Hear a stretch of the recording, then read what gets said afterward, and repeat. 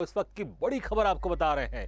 5 नगर निगम की तस्वीर साफ। 2 सीटों पर कांग्रेस, 2 सीटों पर जीती भाजपा। मुरैना रीवा में कांग्रेस ने लहराया परचम। देवास रतलाम में बीजेपी ने कराई जीत दर्ज।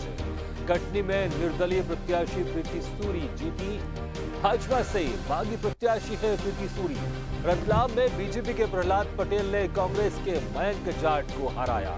रतलाम में बीजेपी के महापौर प्रत्याशी प्रहलाद पटेल 8,591 वोट से जीते। मुरैना में कांग्रेस की शारदा सोलंकी ने भाजपा की मीना मुकेश जाटव को हराया। मुरैना में कांग्रेस प्रत्याशी शारदा सोलंकी ने 12,874 वोटों से जीत दर्ज की। रीवा में कांग्रेस के अजय मिश्रा ने भाजपा के प्रबोध व्यास को हराया।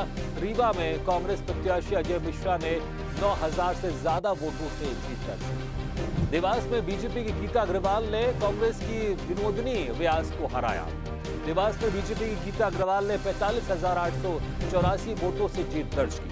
इस खबर पर और ज्यादा जानकारी के लिए सीधे रुख करते हैं एसोसिएट एडिटर मुक्ता पाठक के पास।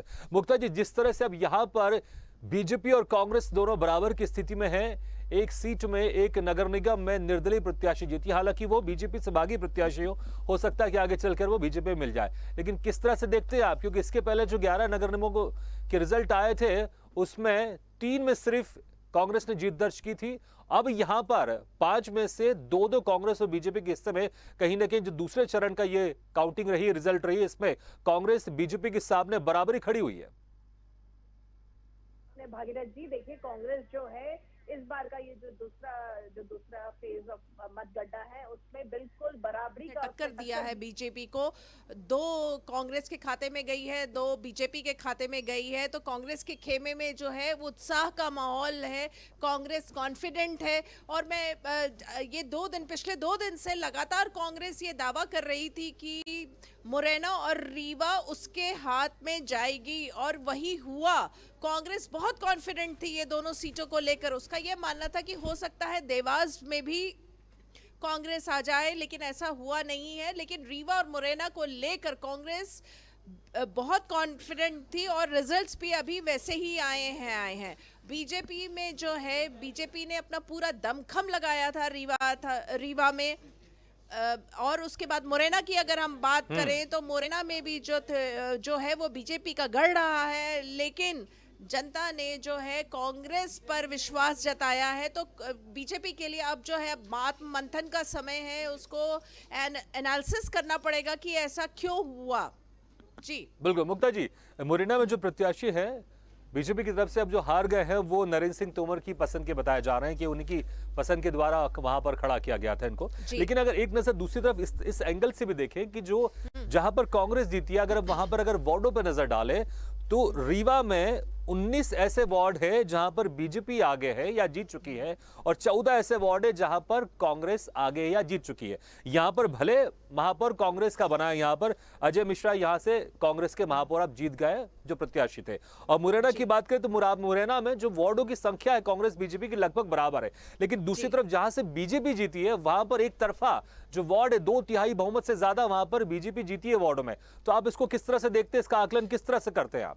जी बिल्कुल सही पूछा आपने। यही बात जब हम लोग भी कर रहे थे बीजेपी के नेताओं से, वो यही पॉइंट आउट कर रहे थे बार बार कि ठीक है हम महापौर की जो सीट है वो कांग्रेस के पास चली गई हो, जैसा उनका कहना है कि ग्वालियर, जबलपुर, मुरैना में। लेकिन उनका वो बार बार यही दावा कर रहे हैं कि जो परिषद है, जो पार्षद का नंबर है, वो सबसे ज्यादा नंबर जो है बीजेपी का है। तो बीजेपी के जो जितने तमाम नेताओं जिन से हम लोगों ने आज बात की, जैसे डॉक्टर नरोत्तम मिश्रा, भूपेंद्र सिंह, विश्वास सारा, आलोक संजर, सबका ये कहना है कि आप लोग इसको क्यों नहीं देख रहे, लोग ये क्यों नहीं देख रहे कि पार्षद जो है वो बीजेपी के आ रहे हैं, मैक्सिमम नंबर बीजेपी के हैं। अगर हम महापौर का सीट हार गए हैं तो ये आत्ममंथन का विषय है, हम करेंगे, हम एनालिसिस करेंगे। लेकिन इसको ये इस तरीके से देखना कि बीजेपी हार गई है, ये नहीं है। जो कि माना जा रहा है कि बीजेपी का गढ़ है, मुरैना है, ग्वालियर है, जबलपुर है, अगर वहां बीजेपी के महापौर नहीं आए हैं और कांग्रेस के आए हैं, तो उनका मानना है कि नहीं, इसको इस तरीके से मत देखिए, इसको ऐसे देखिए कि हमारे पार्षद जो हैं वो जीते हैं और मैक्सिमम नंबर जीते हैं। जी बिल्कुल, ये सही कहा आपने कि देखिए हर पार्टी अपना एक पॉजिटिव भी ढूंढती है, नेगेटिव भी ढूंढती है, आकलन जी। तो वो करती है। लेकिन जिस तरह से अब अगर हम कटनी की बात करें, यहाँ पर जो प्रीति सूरी थी, जो कि बीजेपी की नेता थी लेकिन उनको टिकट नहीं मिला तो बागी हो गई और खुद उन्होंने निर्दलीय चुनाव में उतर गए और देखिए वो जीत भी गई हैं। तो कहीं न कहीं यहाँ पर जिस तरह से जहां से बीजेपी हारी है, वहां पर लेकिन पार्षदों की संख्या ज्यादा है। तो जो महापौर का जो चयन था, जो उम्मीदवार थे, कहीं ना कहीं उसको लेकर यहां पर गड़बड़ी दिखाई दे रही है। अगर यहां से प्रीति सूरी को टिकट दे देती बीजेपी, जो कि मांग जो कि चाहती थी कि टिकट मुझे मिले, लेकिन टिकट जी। नहीं दिया गया। मतलब पार्टी भी ये आकलन नहीं कर सकी कि जिनको हम टिकट नहीं दे रहे हैं वो निर्दलीय खड़े हो जाएंगे तो जीत जाएंगे। अगर सोचिए, बिल्कुल। अगर वो पार्टी उनको टिकट देती तो निर्दलीय का जो वोट है और जो पार्टी का वोट मिलाकर उनकी जो जीत की बढ़त थी कितनी सारी होती। तो कहीं ना कहीं पार्टी यहां पर आकलन करने में यहां पर कमजोर हो गई कि जो प्रत्याशी है वो महापौर उम्मीदवार को लेकर। जी बिल्कुल सही आपने कहा भागीरथ जी। देखिए बिल्कुल ठीक कह रहे हैं आप, क्योंकि जो कटनी में जो विजय हुई, जो निर्दलीय उम्मीदवार हैं वो बीजेपी से बगावत करके उन्होंने करा। और देखिए नगरीय निकाय चुनाव जो होते हैं, इसमें जो उम्मीदवार होता है वो बहुत इंपॉर्टेंट होता है, जनता का कनेक्ट उससे इंपॉर्टेंट होता है, पार्टी जो है उसके सेकंड आती है। तो ये उम्मीदवार का जनता से कनेक्ट बहुत अच्छा है, जो जाहिर हो रहा है जिस तरह से वो जीती हैं। तो बीजेपी का आंकलन जो है वो कहीं ना कहीं तो उस जो बार बार नेता सारे कह रहे हैं कि हमें आत्ममंथन करना पड़ेगा, ये समय है, हमें चिंतन करना पड़ेगा, तो वाकई ये आत्ममंथन करना पड़ेगा। और बीजेपी में जिस तरह से इन फाइटिंग है, जब से सत्ता परिवर्तन हुआ है, जब से कांग्रेस के लोग बीजेपी में आए हैं, तो बीजेपी में बार बार ये बात होती है कि एक बीजेपी है, दूसरी नाराज बीजेपी है। तो ये सारी चीजों का कोऑर्डिनेशन तो बीजेपी को बिठाना जी, पड़ेगा। लेकिन यहाँ पर अक्सर ये पहले जो बात आपने कही, ये अक्सर कांग्रेस को लेकर कही जाती थी कि कांग्रेस में कई धड़े बटे हुए हैं। लेकिन इस जी। बार नगर निगम का जो चुनाव हुआ है, इस पर ऐसा लग रहा है कि कांग्रेस तो इकट्ठी थी, मजबूत थी, लेकिन बीजेपी में बहुत सारे धड़े बटे हुए थे। हर कोई अपने मनपसंद का उम्मीदवार खड़ा करना चाहता था। यही कारण रहा कि जहां पर पार्षद ज्यादा बीजेपी के, लेकिन वहां पर महापौर सीट हार गई बीजेपी। जी बिल्कुल सही कहा आपने। देखिए कांग्रेस में आपने भी देखा होगा भागीरथ जी की इस बार जो है पूरा कमान जो है प्रदेश अध्यक्ष कमलनाथ ने संभाला हुआ था, और वो पूरे वक्त जनता से कनेक्ट करते रहे, चाहे वो अपने उन्होंने सभाएं की और कुछ रोड शोज भी किया। तो लगातार वो अगर हमने देखा कांग्रेस में तो कमलनाथ आगे थे, फेस थे, और उन्होंने ही जो है पूरा चुनाव प्रचार में हिस्सा लिया।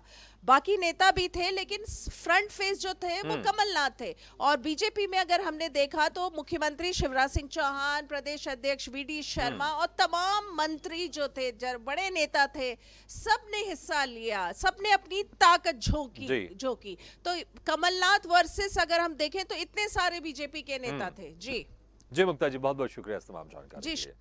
तो दूसरे चरण का जो आज काउंटिंग था, उसकी पिक्चर ऑलमोस्ट क्लियर हो गई है। कहीं पार्षदों और नगर पालिका और नगर परिषद की अभी भी वहां पर काउंटिंग चल रही है, लेकिन नगर निगमों की जो पिक्चर वो क्लियर हो गई है। 5 नगर निगम के यहाँ पर रिजल्ट आ चुके हैं, जिसमें मुरैना में कांग्रेस जीती है, रीवा में कांग्रेस जीती है, देवास में बीजेपी जीती है, रतलाम में बीजेपी जीती है, और कटनी से जो बीजेपी की बागी प्रत्याशी थी वो निर्दलीय खड़ी हुई थी प्रीति सूरी, और कटनी से वो महापौर अब जो सीट थी वो उनके कब्जे में चलेगी। अब महापौर वहां से वो अब बनेंगी प्रीति सूरी, जो कि कभी बीजेपी में थी, अब निर्दलीय प्रत्याशी के तौर पर उन्होंने महापौर पद पर कब्जा जमाया है।